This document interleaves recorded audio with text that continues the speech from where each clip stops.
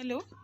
आज हम हिंदी व्याकरण पुस्तक व्याकरण वसुधा अध्याय 23 मुहावरे एवं लोकोक्तियाँ पढ़ेंगे। मुहावरा शब्द का शाब्दिक अर्थ होता है ऋण वाक्यांश। अभिप्राय यह है कि जब कोई वाक्यांश सामान्य के बजाय विशिष्ट अर्थ का बोध कराता है तो वह मुहावरा कहलाता है। जो वाक्य सामान्य वाक्य से प्रकट होना कठिन होता है वह मुहावरे के प्रयोग द्वारा प्रभावशाली ढंग से प्रकट होता है। अर्थात इस तरह से समझ सकते हैं कि भाषा में रोचकता लाने के लिए, अपनी बात को स्पष्ट तरीके से सामने वाले को समझाने के लिए, जब हम बिना जैसे कोई कठिन बातें हैं और हमें आपसे कहनी भी है और हम कहना चाहते हैं तो वहाँ पे हम मुहावरों का प्रयोग करके भाषा को अपनी बात आपको समझा भी देंगे और बहुत प्रभावशाली ढंग से समझाएंगे। अर्थात आप समझ भी जाएंगे कि हम क्या कहना चाहते हैं। उदाहरण के लिए आग में घी डालना, मुहावरे का वास्तविक अर्थ है जलती अग्नि में घी डालना नहीं, बल्कि क्रोध को और अधिक भड़काना। तो हमने सीधा ये नहीं बोला कि क्रोध को और अधिक भड़का रहे, बल्कि अपनी भाषा को और अधिक रोचक बनाने के लिए, प्रभावशाली बनाने के लिए वहाँ पर हमने मुहावरे का प्रयोग किया और हमने बोला उसने तो मेरे क्रोध में आग में घी डाल दिया, अर्थात और अधिक बढ़ा दिया। अब हम देखना है आगे विशेष। मुहावरों का स्वतंत्र अस्तित्व नहीं होता, अर्थात जब तक इन्हें हम वाक्य में प्रयोग नहीं करेंगे इनका कोई मीनिंग नहीं रहेगा। जब ये वाक्य में प्रयोग होंगे तभी इनका मीनिंग रहेगा। इनका प्रयोग वाक्य के साथ ही होता है। वाक्यों में प्रयोग होने पर इनकी क्रिया का रूप, वचन, लिंग और कारक के अनुसार परिवर्तित हो जाते हैं। जब ये वाक्यों में प्रयोग होते हैं तो ये स्वतः ही रूप, वचन, लिंग और कारक के अनुसार परिवर्तित हो जाते हैं। यहाँ पर कुछ मुहावरे दिए गए हैं जिनके अर्थ भी लिखे हैं और वाक्यों में प्रयोग भी लिखे हैं। मैं कुछ आपको पढ़ के सुना दे रही हूँ, बाकी आप लोग पढ़ लीजिएगा, ठीक है। जैसे अंग अंग मुस्काना, बहुत प्रसन्न होना। अंगारे बरसाना, कड़ी धूप में पड़ना। अंगूठा दिखाना, इंकार करना अर्थात मना करना। अंधे की लाठी एकमात्र सहारा, यह बहुत अधिक प्रिय।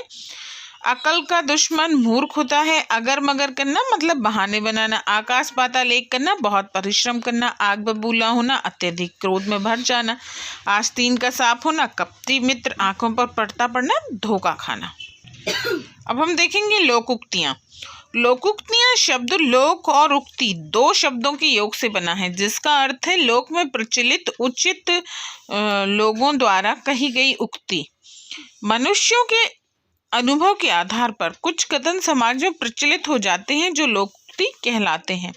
लोकोक्ति भी मुहावरों की भांति सामान्य अर्थ की बजाय विशिष्ट अर्थ प्रकट करते हैं। लोकोक्ति अर्थात जो हमारे आसपास के लोगों द्वारा प्रयोग की गई और वह प्रचलित हो गई, उनको बोलते हैं लोकोक्ति। लोकोक्ति वाक्य के अंत में स्वतंत्र रूप में प्रयोग होती है, मतलब वाक्य के अंत में लगेगी और अपनी बात को पूरा कर देगी। लोकोक्ति वाक्य का अंश नहीं होती, मतलब वाक्य खत्म होने के बाद लोकोक्ति का प्रयोग होता है। इसका प्रयोग किसी बात के समर्थन में किया जाता है। लोकोक्ति को कहावत भी कहा जाता है। मतलब मुहावरों का प्रयोग स्वतंत्र नहीं होता है। ये जब मैंने मुहावरे आपको एक्सप्लेन किए तब मैंने क्या बोला था, मुहावरों का प्रयोग स्वतंत्र नहीं होता है, ये वाक्य के साथ चलते हैं और वाक्य के बीच में इनका प्रयोग होता है। जबकि लोकोक्ति स्वतंत्र चलती है और वाक्य के अंत में इसका प्रयोग होता है। ये अभी आप छोटे हैं, जब आप बड़े हो जाएंगे और तैयारी करेंगे एग्जामों की तो उसमें ये जरूर आता है कि लोकोक्ति और मुहावरों में अंतर क्या है। ये बात आप अच्छे से समझ लीजिए कि लोकोक्ति का प्रयोग स्वतंत्र होता है, वाक्य के अंत में होता है, और मुहावरों का प्रयोग स्वतंत्र नहीं होता है। जैसे मैं आपको कोई भी एक जैसे मुहावरे का बताती हूँ। जैसे ये ऊपर लिखा है हाथ पर हाथ रखना, ये एक मुहावरा है। इसका अर्थ होता है बेकार बैठना। बेटा कुछ तो काम करो, हाथ पर हाथ धरे रहने से काम नहीं चलेगा। तो ये मैंने क्या बोला, बेटा कुछ तो काम करो, इसके बाद पूर्ण विराम लिया और फिर उसी वाक्य के साथ मैंने इसका मुहावरे का प्रयोग कर दिया और यहाँ पर पूर्ण विराम दे दिया, ठीक है।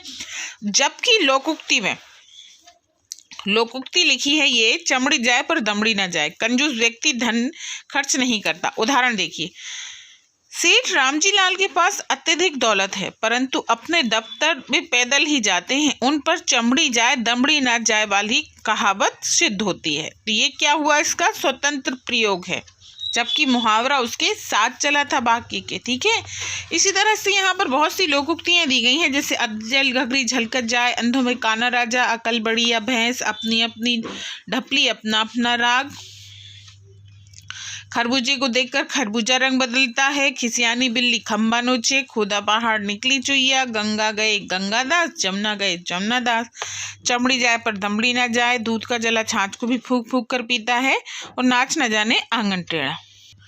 अब हम समझ लेते हैं मुहावरे और लोकोक्तियों में अंतर। मुहावरे वाक्यांश होते हैं, जबकि लोकोक्ति पूर्ण वाक्य होती है। वाक्यांश मतलब एक वाक्य का टुकड़ा, और पूर्ण वाक्य अर्थात पूरी बात।